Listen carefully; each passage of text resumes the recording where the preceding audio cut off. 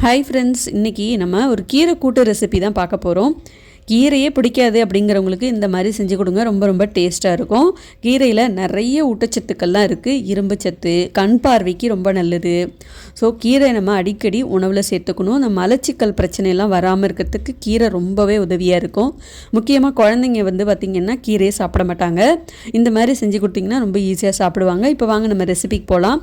அதுக்கு முன்னாடி நம்ம சேனலில் வர ரெசிபிஸ்லாம் உங்களுக்கு பிடிச்சிருந்ததுன்னா மறக்காமல் சேனலை சப்ஸ்கிரைப் பண்ணிக்கோங்க. பக்கத்தில் வர பெல்லைக்கனையும் கிளிக் பண்ணிக்கோங்க. இந்த கீரை கூட்டு பண்ணுறதுக்கு நான் 3 கட்டு அளவுக்கு பாலக்கீரை தான் எடுத்திருக்கேன். நீங்கள் இதுக்கு பதிலாக பசலைக்கீரை, முருங்கைக்கீரை, அரைக்கீரை, முளைக்கீரைன்னு எந்த கீரை வேணாலும் எடுத்துக்கலாம்.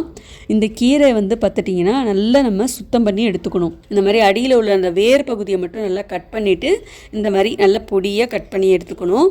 எல்லா கீரையை விட இந்த பாலக்கீரை ரொம்ப எளிமையாகவே ஜீரணமாயிடும். அதே மாதிரி இதை சாப்பிட்றதுனால நம்ம உடம்புக்கு குளிர்ச்சியாகவும் இருக்கும். இரத்த சோகை இருக்கிறவங்க இந்த பாலக்கீரையை சாப்பிட்றதுனால இரும்பு சத்து அதிகமாக கிடைக்கும்.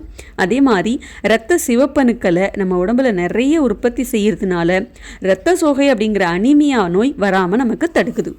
எலும்பு பற்கள்லாம் உறுதியாக இருக்கணும் அப்படின்னா இந்த பாலக்கீரையில் இருக்கிற magnesium, zinc, copper, vitamin K இந்த சத்துக்கள்லாம் நமக்கு ரொம்பவே அவசியம்.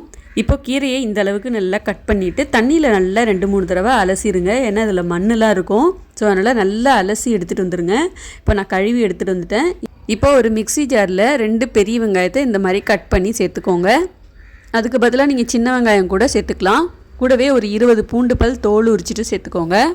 1/2 ஸ்பூன் மஞ்சள் தூள், 1 ஸ்பூன் காஷ்மீரி மிளகாய் தூள், 1 ஸ்பூன் குழம்பு மிளகாய் தூள் சேர்த்துட்டு கொஞ்சமாக தண்ணி ஊற்றி நல்லா பேஸ்ட்டாக அரைச்சிக்கோங்க. இப்போ இது அப்படியே இருக்கட்டும். இப்போது தாளிக்கிறதுக்கு ஒரு மண் சட்டி வச்சுட்டு ஒரு குழிக்கரண்டி நல்லெண்ணெய், அப்படி இல்லைன்னா சன்ஃப்ளவர் ஆயில் சேர்த்துக்கோங்க. எண்ணெய் நல்லா காஞ்சதுக்கப்புறம் 1/4 ஸ்பூன் கடுகு, 1/4 ஸ்பூன் உளுந்தம்பருப்பு, 1/4 ஸ்பூன் கடலைப்பருப்பு, 1/4 ஸ்பூன் ஜீரகம் சேர்த்துட்டு நல்லா இதெல்லாம் பொரிய விட்டுட்டு நல்லா பொரிஞ்சதுக்கப்புறம் 2 வரமிளகாய் அந்த மாரி கிள்ளி சேர்த்துட்டு கொஞ்சமாக கருவேப்பிலையும் சேர்த்துட்டு நல்லா தாளிச்சிக்கலாம். நல்லா பொரிஞ்சு வந்ததுக்கப்புறம் அரைச்ச பேஸ்ட்டையும் சேர்த்துட்டு நல்லா வதக்கிக்கணும். இது எல்லாமே நம்ம பச்சையாக அரைச்சிருக்கோம். நல்லா கைவிடாமல் வதக்கணும். பச்சை வாசனை போக நல்லா வதக்கி விட்டுறணும். நல்லா வதக்கி விட்டதுக்கப்புறம் நம்ம கழுவி வச்சுருந்த கீரை எல்லாத்தையும் கொஞ்சம் கொஞ்சமாக சேர்த்து நல்லா வதக்கிக்கணும். ஒரே தடவையாக நம்ம எல்லா கீரையும் மொத்தமாக சேர்க்கும்போது வதக்கிறதுக்கு கொஞ்சம் கஷ்டமாக இருக்கும். இப்போ நம்ம கீரையை சேர்க்கும்போது நிறைய இருக்கிற மாதிரி தான் இருக்கும். ஆனால் அப்படியே அடுப்பு தீயில் வச்சு நல்லா இந்த அளவுக்கு வதக்கி விட்டுட்டே இருந்தீங்கன்னா கொஞ்சம் கொஞ்சமாக இந்த அளவுக்கு நல்லா சுண்டி வர ஆரம்பிக்கும். கொஞ்சம் இந்த மாதிரி அகலமான பாத்திரமாக பயன்படுத்தும் போது உங்களுக்கு வதக்கிறதுக்கு வசதியாக இருக்கும். இப்போ இந்த அளவுக்கு நல்லா சுண்டி வந்ததுக்கப்புறம் மிக்ஸி ஜாரில் கொஞ்சமாக தண்ணி சேர்த்து இதில் சேர்த்துக்கோங்க. கீரையில் ஏற்கனவே தண்ணி விடும், அதனால் நிறையா தண்ணி சேர்த்துற வேண்டாம். தேவையான அளவுக்கு உப்பு சேர்த்துக்கோங்க. இப்போ கீரை நல்லா வேகட்டும். இதை மூடி வச்சு வேக வச்சிடலாம். இப்போ பாருங்கள், நல்லா தண்ணி விட்டு கீரை நல்லா வெந்து வந்திருக்கு. நம்ம தண்ணியை சேர்க்கலை, இருந்தாலும் பாருங்கள் இந்த அளவுக்கு நல்லா தண்ணி விட்டு வெந்திருக்கு. இந்த தண்ணியை அப்படியே நீங்கள் வடிகட்டி எடுத்துக்கலாம். இது ஒரு சூப் மாதிரி குடிக்கலாம், ரொம்ப நல்லாயிருக்கும். இந்த கீரையோட சத்துக்கள் எல்லாமே இந்த தண்ணியில் இறங்கியிருக்கும். இது அப்படியே நம்ம சாப்பிடலாம். இதை ஒரு மத்து வச்சுட்டு இந்த மாதிரி கொஞ்சம் லேசாக கடைஞ்சிக்கலாம். அப்படி இல்லைன்னா மிக்சியில் போட்டு ஒரு பல்ஸ் மோடு கூட போட்டு எடுத்துக்கலாம். இது அப்படியே நம்ம இப்போ சர்வ் பண்ண வேண்டியதான். சாப்பிட்றதுக்கு ரெடியாக இருக்குது. இது கூட பருப்பு வச்சு தான் நான் இப்போ சர்வ் பண்ண போகிறேன்.